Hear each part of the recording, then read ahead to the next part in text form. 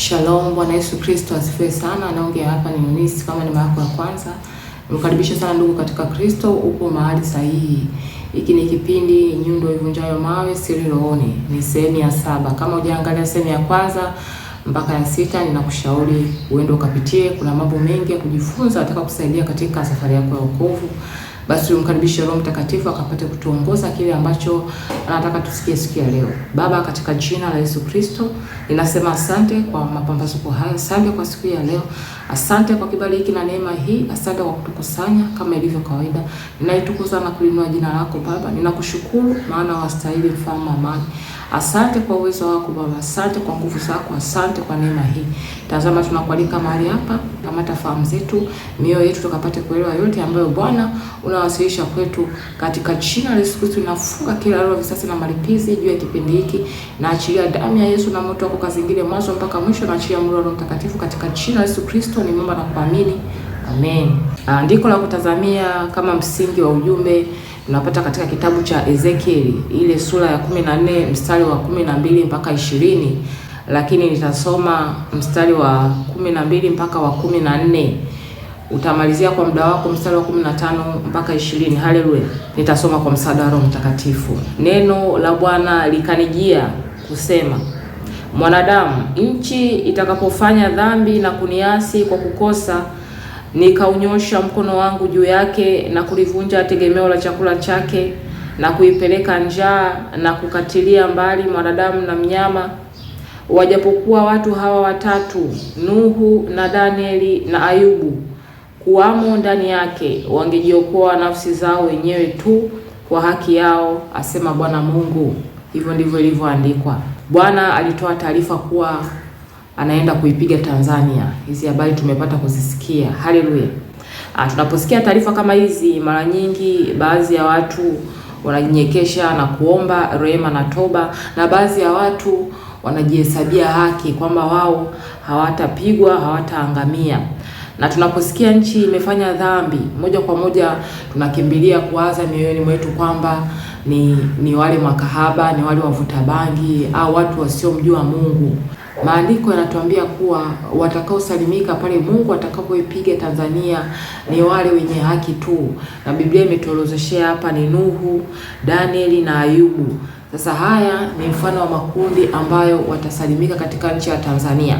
Ukimwangalia Nuhu, ukisoma pale katika kitabu cha Mwanzo ile sura ya 6 mstari wa 9, imeandikwa, hivi ndivyo vizazi vya Nuhu. Nuhu alikuwa mtu wa haki, mkamilifu katika vizazi vyake. Nuhu alikwenda pamoja na Mungu. Ndivyo ilivyoandikwa. Sasa kwa hizi ndio tabia za Nuhu, na ndio maana ikatajwa kwamba akiwepo mtu wa haki, akiwepo mtu mkamilifu, akiwepo mtu ambaye anaongozwa na Roho Mtakatifu, huyo ndio atakayesalimika. Kwenda pamoja na Mungu ni kuenda sawa sawa na maagizo yake na mapenzi yake. Haleluya. Sasa Nuhu pia tunaona katika maandiko matakatifu alipewa kazi ya kutengeneza safina, ambayo kazi yake kubwa ilikuwa ni kuokoa wanadamu kiasi ambao walikuwa ni ndugu zake Nuhu. Pia walipata kuokoa wanyama na vitu vingine ambavyo tunaona Biblia imeandika. Haleluya. Sasa kwa kipindi hiki safina ni Bwana Yesu Kristo anakaa ndani yetu, ndio Roho Mtakatifu, lakini tusadi hatumpi nafasi ya yeye kutuongoza. Anachukua maamuzi yetu sisi wenyewe na kusababisha matatizo katika yeye hekalu la Roho Mtakatifu. Tambua tunapofanya hivyo tunampa ibilisi nafasi, kwa sababu kazi ya Mungu itafanyika kwa ulegevu. Huu mwili utapata matatizo, utapata magonjwa, utakuwa na ulegevu, na kazi ya Mungu haitafanyika vile inavyostahili. Kama unajiongoza mwenyewe, uwe na uhakika kabisa mapigo yakija kupigwa katika nchi ya Tanzania na wewe utakuwepo, kwa sababu haujatimia katika hizi sifa za kuwa Nuhu, yani mtu wa haki, mtu ambaye anaongozwa na Roho Mtakatifu.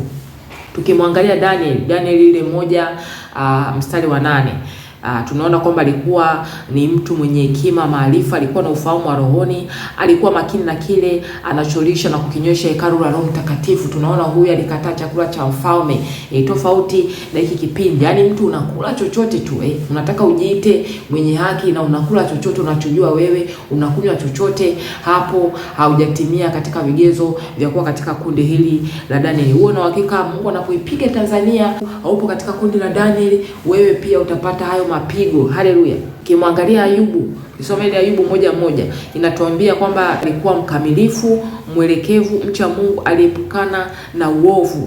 Pia ukisoma vizuri katika kitabu cha Ayubu tunaona Ayubu alipitia majaribu makubwa ambayo mwisho wa siku aliyashinda. Lakini kipindi hiki unajiita wenye haki, na kukuja jaribu, unakuta kuku na mfugo wako, kwa mfano unafuga kuku mmoja tu amekufa, utamuongelea mwezi mzima. Una watoto, amekufa mtoto mmoja, utamuongelea mwezi mzima, utaenda naye mwaka mzima, huyo mtoto unalalamika mbele za Bwana. Lakini Ayubu alipofiwa na watoto wake, alisema Bwana ametoa, Bwana ametoa. Unaona? Kwa hiyo na pia alikuwa na utajiri mkubwa, lakini ule utajiri ukaja kuondolewa. Sisi tunapopungukiwa tu, kwa mfano umekuta ndani kuna unga, kuna mchele, lakini kwa kuwa huna cash unaanza kulalamika mbele za Bwana. Kwa hiyo tukijipima katika ile kundi la Ayubu vile vile hatuenei. Kwa hiyo sasa hii inatufundisha nini? Tuache kujihesabia haki. Unaposikia Mungu anasema anakuja kuipiga Tanzania, moja kwa moja jichunguze wewe mwenyewe kwamba mpaka Mungu anaipiga, ni wazi sijasimama katika nafasi yangu vizuri. Kuna mahali nimefanya kazi yangu kwa ulegevu na ndio maana maovu yameongezeka. Kwa hiyo tuache kujihesabia haki vile vile, tuzidi kumwomba Mungu atujalie unyenyekevu, tuzidi kuomba Mungu rehema na toba, atakase watu wake, atakase nchi yake katika jina la Yesu Kristo. Mungu ni wa rehema, Mungu ni wa msamaha. Shalom, shalom.